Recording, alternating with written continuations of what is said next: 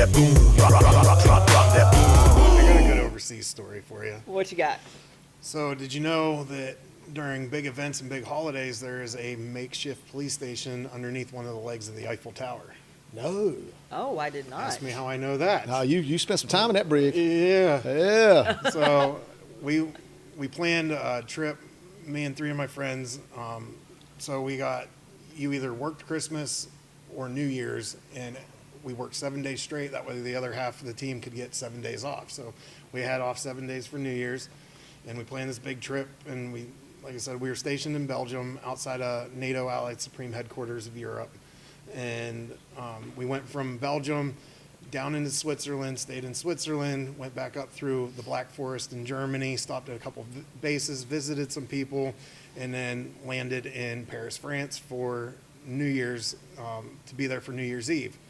And the whole day, like all this crazy stuff. And I guess, so when we were getting ready to deploy and before we went overseas, I went and bought a video camera. I was like, I'm going to record everything. So I always had a video camera with me. So we're walking around Paris. There's cars getting flipped over and like stuff set on fire. Yeah. We knew early on that it was going to get crazy because it was still daylight out and they started unloading buses full of cops and riot gear. I was like, oh, things are going to be fun tonight. Oh, yeah. But so we go through the whole night, no real incidents. We had a blast. And 2 of my friends went back to the hotel room, and me and my buddy were walking around probably about 1:30, 2 o'clock in the morning, and there's still people out just hanging out. And we walked down under the Eiffel Tower, and there's like 5 or 6 guys beating somebody up. And like at this point, my camera's almost dead, but I turn it back on, video it real quick, and turn it back off. And we start walking away. And all of a sudden, this guy comes up and tries to grab my video camera, and he's yelling at me in French, and I don't know what he's saying, and I think he's trying to rob me or something. So I push him back, and he comes back at me to get it. So I hit him, and about the time I hit him, I feel somebody hit me in the back of my legs. So they kicked out the back of my legs. I dropped to my knees, and I get whacked in the back of the head. And I still think I'm getting robbed because I thought maybe they whacked me with a beer bottle. It was something hard, and I'm like fetal, yelling for help, and I see a cop walking towards me. So I get back up and I hand him, I was like, help me, and I hand him my camera, and he takes my camera and steps back and just looks at me.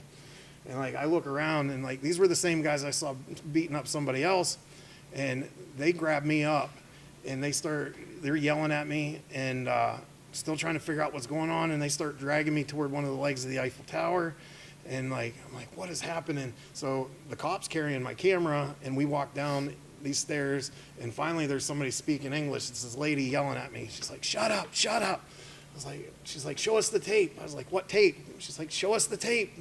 They saw me videotaping these undercover cops beating somebody else up. Oh my God. And we're the troublemakers. Exactly. We're the troublemakers. So they were beating me with nightsticks. I had a lump from here to here on the back of my head.